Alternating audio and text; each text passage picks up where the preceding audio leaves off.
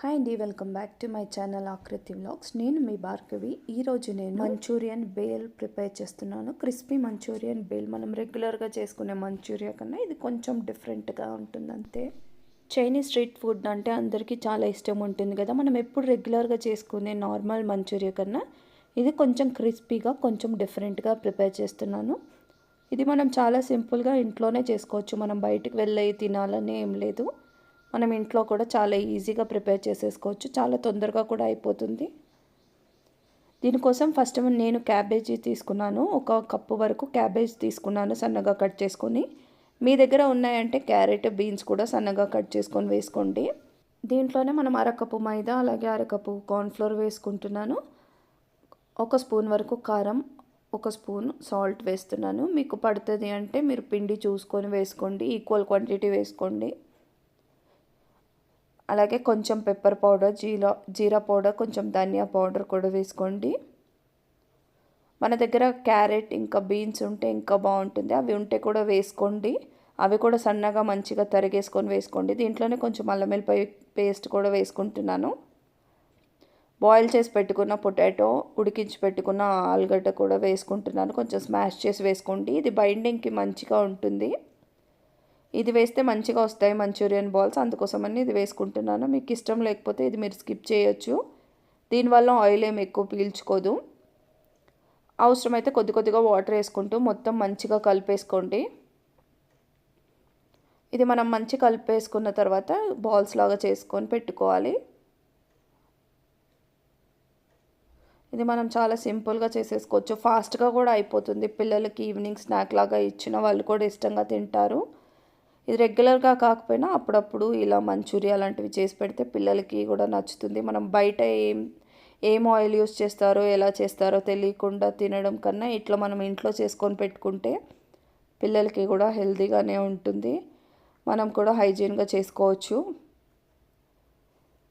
ఇలా మైదా వేసాం కాబట్టి చేతులకు అంటుకుంటుంది. మీరు చేతులకు ఆయిల్ పెట్టుకొనన్నా, కొంచెం వాటర్ అద్దుకొనన్నా ఇలా బాల్స్ లాగా చేసి పెట్టుకోండి.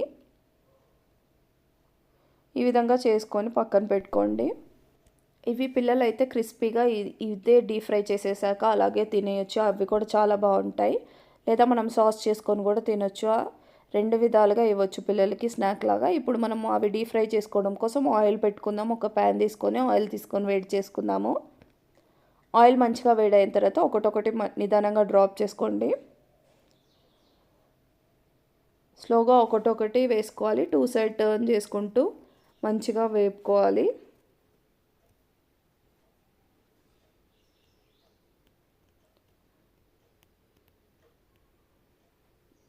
ఇదే విధంగా అన్నీ వేసేసుకోండి. అన్నీ వేసుకున్న తర్వాత 1 మినిట్ మంచిగా ఒక సైడ్ వేగిన తర్వాత ఇంకో సైడ్ టర్న్ చేసుకొని మళ్ళీ వేపుకోండి. ఒక 2 to 3 మినిట్స్ వరకు.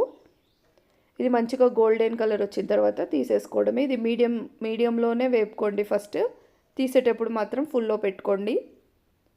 లోపల దాకా ఉడకాలి కదా. ఇవి మనం ఏవి ముందుగా బాయిల్ చేసుకొని పెట్టుకోలేదు కాబట్టి సిమ్ టు మీడియం అడ్జస్ట్ చేసుకుంటూ వేపుకోండి. 1 సైడ్ వేగిపోయిన తర్వాత ఇంకొక సైడ్ టర్న్ చేసుకోండి. నేను ఫోర్క్ తోటి టర్న్ చేస్తున్నాను. స్లోగా టర్న్ చేసుకోండి.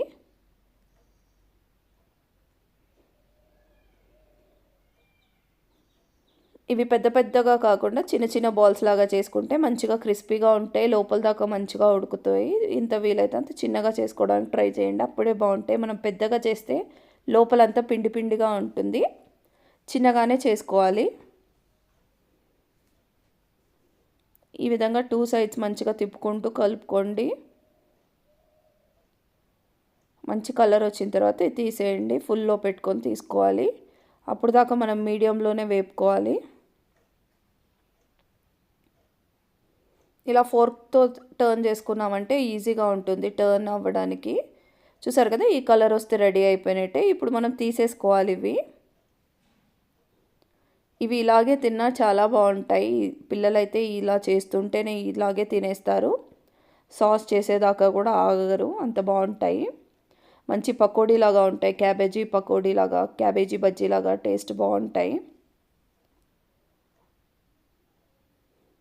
ఇదే విధంగా మిగతా పిండి అంతా కూడా బాల్స్ చేసుకొని వేసేసుకోండి. మనం ముందుగానే బాల్స్ చేసుకోక్కర్లేదు, డైరెక్ట్గా అక్కడే వేసుకోవచ్చు.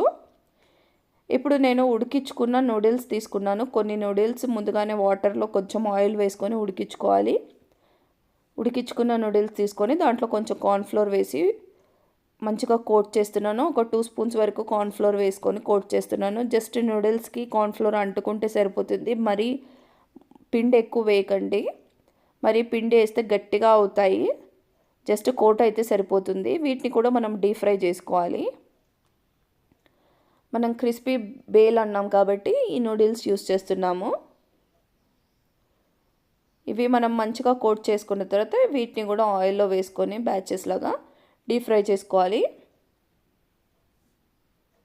ఇది వేస్తే మంచిగా క్రిస్పీగా వస్తుంది. మంచూరియా తినేటప్పుడు మంచిగా అక్కడక్కడ క్రిస్పీగా మంచిగా తగులుతూ ఉంటే బాగుంటుంది. చాలా బాగుంటుంది. మనం రెగ్యులర్గా ఈ విధంగా చేసుకోం కాబట్టి అప్పుడప్పుడు ఈ విధంగా చేసుకుంటే బాగుంటుంది టేస్ట్. ఇది ఒక డిఫరెంట్ మంచూరియా అనుకోండి. ఇప్పుడు మనము ఆయిల్లో వేసేసుకుందాము. కొన్నిగా వేసుకోండి, మొత్తం ఒకటేసారి వేసుకోకండి. కొద్దిగా వేసుకొని వెంటనే కదపకుండా కొంచెం ఆగినాక టర్న్ చేసుకోండి. ఇది 3 to 4 minutesలో మంచిగా వేగిపోతుంది, ఫ్రై అయిపోతుంది.